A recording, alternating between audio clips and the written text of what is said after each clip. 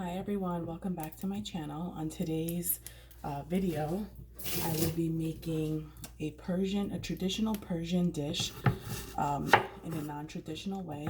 So I'm making what is called Loobia Polo, which loosely translates in English to green beans with rice, but it sounds very simple. It's very delicious. The combination of flavors is so good. It really is one of my favorite Persian dishes because it just reminds me of my childhood and just honestly Persian cooking. I may be biased, but I've really tried different cuisines from all different countries, and although I love and appreciate food from different cultures, I really have a love for Persian cooking, and it has a special place in my heart. Grew up eating it, and I love changing some of the recipes to make them a little bit healthier versions of traditional foods that I love, which I think is really a key to success when you're doing any lifestyle change, is to make foods that you love in ways that you can enjoy them, so you're not feeling deprived or that you're not living. Here I have a little bit of olive oil in a pan, heating up. It's already heated up actually. One medium-sized onion going in. Now traditionally this recipe, if you look it up online, literally if you Google the title of my recipe, of this recipe, you'll find versions online that traditionally use beef, ground beef, or pieces of beef cut into small pieces. And so at the time that you saute the onions, you would saute the beef. Now what I'm going to do for this version is, while I'm sauteing the onions, I'm going to use as my alternative for the beef and basically protein in my meal, I'm going to use this. This is tempeh. This is the package. I've shown this to you before in videos. It's very, very affordable. It's $1.99 for this package. There's 2 servings in here, just to give you an idea. And each serving is 20 grams of protein, and it's basically cultured soybeans and a few other ingredients here, but it does have that protein that we're all, I'm always hearing everyone needs protein. So this is a protein-packed alternative to ground beef or chopped beef, beef pieces. It comes in a block like this. I open the package, I rinse it, just because if there's any bitterness or anything, I like to rinse it off. And right here, you take the pieces and you crumble them in, and it can resemble ground beef. Obviously, it's not the color of ground beef. It will not taste like ground beef. I don't want you to be fooled thinking you're going to have a ground beef-like taste from tempeh. It is a very less processed meat alternative. You can use, there is a lot of beef, plant-based meat alternatives on the market. I'm not saying that they're all healthy, because they're not. They do have a lot of additives and a lot of ingredients, but if you really need that beef look and the similar taste, then you can get like meatless ground beef. Different companies make it. The Beyond Burger, you can crumble that up, like to resemble ground beef. I don't find it to be necessary, and if you look in my YouTube videos prior, my past YouTube videos, there's a vegetarian orma sabzi recipe, which is basically a vegetarian version of another traditional Persian dish. I use this in that recipe, and I love it. There's, I know a lot of people might not want to steer too far away from a traditional recipe, but there's really no harm in trying, and you don't know if you like something until you try it. So I would encourage you to try some meat alternatives not so much encouraging you to go completely meatless, but maybe changing your routine to have less meat in your diet 1 day a week or more would overall help your health and just overall just help you feel better. I know it's done that for me, and that's why I talk about it. So here I have the tempeh and the onion sauteing, and I'm not so worried about the color at this point because it will brown.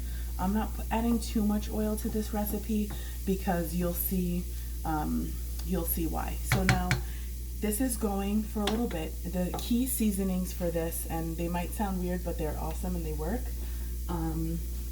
are a little bit of saffron, which is an expensive ingredient, I know, but you just need a little bit, and a little bit goes a long way.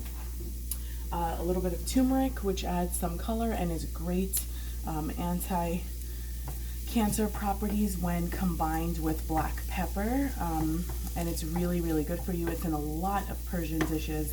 It doesn't add really a lot of flavor so much as color, and the one really, really special ingredient in this is cinnamon. You need it. It's very key in this recipe, and it just brings this recipe to a whole other level. Now, the recipe itself traditionally is made with white basmati rice. I'm not using white basmati rice. I'm going to get the salt. I'm not using white basmati rice. I'm using sea salt here, a little bit, or salt and pepper to taste, I should say, whatever you want to add or not add. I will just serve this over brown rice if I want to. I'm going to make this separately and eat it how I want to. You know, this is 2 portions, so maybe one day I'll serve it over rice for myself, and another day I'll just have it as is. It's up to you and your taste. Traditionally, it's served with basmati rice, and it's a layered rice dish. So you would make a traditional Persian rice, which is really, the rice is soaked, then it's rinsed, boiled for a small amount of time, rinsed again. The bottom of the pot is layered with either potatoes, bread, or crispy rice, and oh my god, it's amazing. It's called tadig, and you can look that up on how to make that. It's absolutely amazing. Does require oil and maybe butter, but no way is tadig a health food, but it is amazing and definitely should be experienced once in your lifetime at least, if not more. So the tadig is at the bottom, and then the rice, and then the meat and green beans, this mixture, this Loobia Polo mixture, and it's just layered like that, and then it's set to steam for about 45 minutes, and then it's served. It's amazing, amazing, amazing. So I'm putting a little bit of ground saffron in. Saffron is amazing. It adds a beautiful color and fragrance to Persian cooking, and it's a really, really beautiful spice from Iran. I know it's very difficult sometimes to get here. There are versions of like Spanish saffron you can get here, and even Persian saffron you can get. It is a very expensive spice, so you can choose to leave it out if you're not able to access it, or you can just, if you do have it, a very small amount goes a very long way. And we take the threads of the saffron and we grind them we grind them in a mortar and pestle, and then we use it like that. So we don't use whole shreds, and you can put it in a little bit of hot water. You'll see on the instructions on different ways of making it online, you'll see that they do mention to put it in a little bit of hot water, because that makes it go a long way, and then they drizzle it over the rice. So for this version, we have the onions going, we have the tempeh, a little bit of saffron, sea salt. I'm going to throw in some pepper here, cracked black pepper. Of course, that is optional, it's up to you. Salt and pepper is always to taste. I'm putting in a good amount of cracked black pepper. I like it. And now I will go ahead and add some turmeric. I am eyeballing this. You can get exact measurements online for this. And if you are a meat eater, then you can go ahead and use the meat version of this recipe, or you can follow along with this recipe. It's good either way. This is just a little bit of a healthier alternative. Okay, so now my pan is a little bit dry because I don't have a lot of oil in there, but one of the next ingredients is green beans. I am using, these are fresh green beans that have been partially sauteed because I was getting ready for this video. So fresh green beans, washed, cut, you know, both ends were cut into about this, like these size pieces here, and then you saute them separately until you get that raw green bean taste out, and you get a little bit of color, like, and browning. I'll show you, like this one's a little brown. You don't have to go crazy with this step because I know a lot of people don't like to use a lot of oil, but this is a crucial step for the flavoring of Loobia Polo, or the Loobia Polo mixture. So polo is rice and Loobia means green beans. So if you're not serving it with rice, technically it's just Loobia, but Loobia Polo is like the mixture, the amazing mixture and combination of flavors.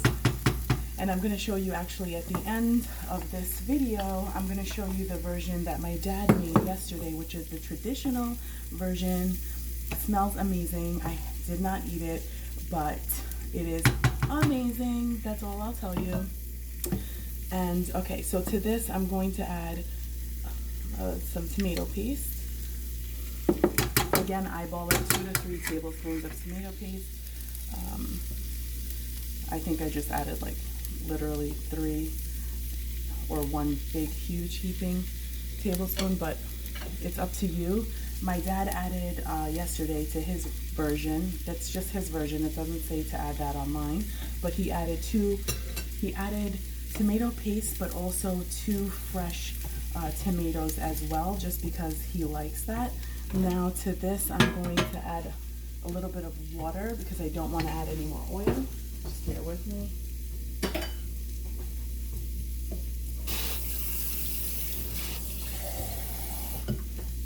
Okay, so I'm going to loosen up the tomato paste here with the water.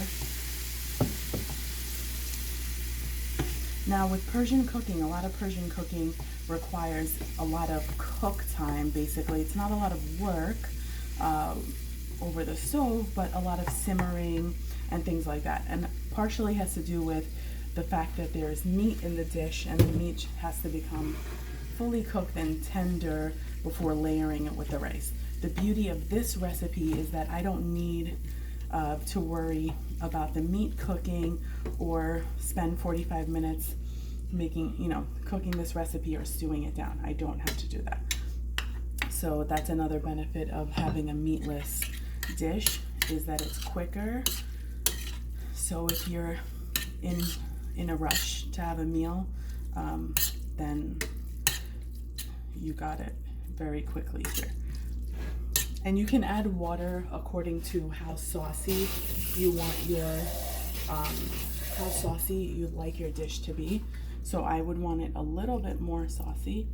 So I'm adding a little bit more water. And you can just add water for the consistency that you like.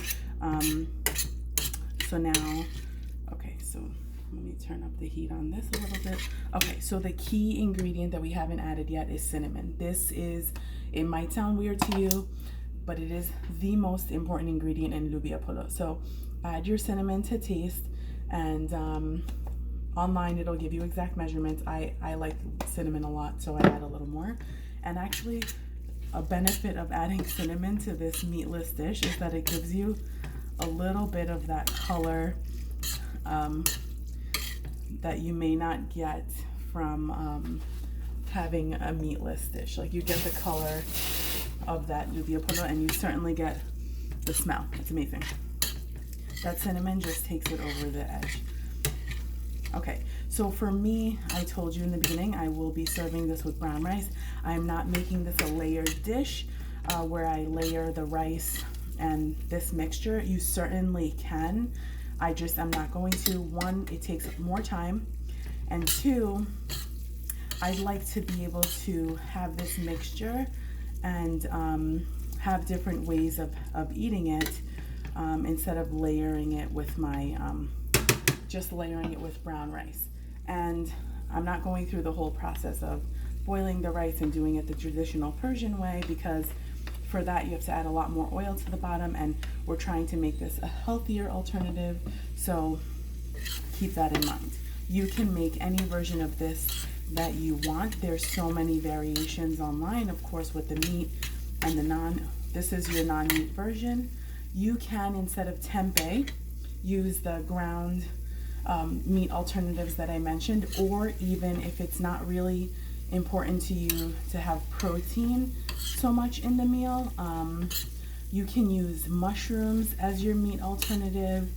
You can, let's see what else I've used in the past. Mushrooms, tempeh. You can, I wouldn't use tofu because tofu just has a very soft consistency. The tempeh mimics ground beef a little bit better with texture. So I would do that, or I would do mushrooms if you're not a fan of tempeh or soybeans, or if you have an allergy to soybeans. Okay, so now this just has to cook down. There's not much else to show you here. Let me show you what it looks like now. It's sizzling. It smells fantastic. The more this cooks, the more the flavors develop, and it's a wonderful, wonderful dish.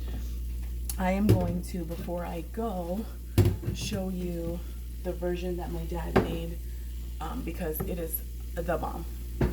And traditional Persian cooking, I mean, I don't know much else that can compare to it, but it's just, it reminds you of home. It reminds you of childhood. I grew up on it, so it's just really, really near and dear to my heart. And making these alternative recipes is really fun for me, to be creative and actually create those similar taste profiles without having to get off of my routine, and I can still enjoy everything that I love to eat. Okay, so that's the version. I wish you could smell this in there because it smells amazing.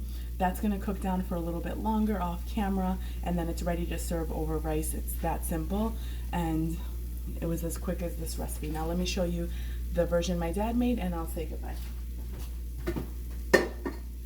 Okay, so this is what the layered rice version looks like. So the bottom of the pot has the crispiness, then there's the saffron in there, the ground beef and tomato paste green bean mixture layered in between layers of Persian rice, and then it's set to steam. The bottom gets crispy and delicious, and then it's served traditionally with fresh herbs and fresh onions on the side. Some people serve it with Shirazi salad, which I've shown you here before. And other than that, oh, and some people serve it with yogurt, with accompaniments to their meal. I really hope you enjoyed this version of the recipe and hope you give it a try. Let me know what you think if you do, and I will see you next time. Thanks for watching, and as we say in Iran and with all our cooking, we hope you enjoy, and Nusha Jan. See you next time. Bye.